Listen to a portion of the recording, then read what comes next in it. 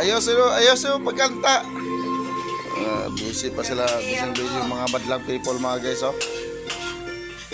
Ito yung baby damulag namin dati. Ngayon, baby damulag.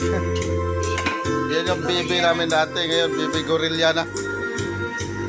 Ayan.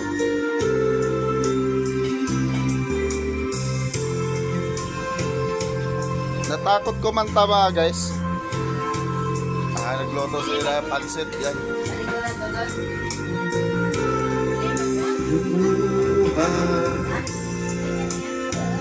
Ang hampi itong pag-ibig, umasa pa sa sinabi mo.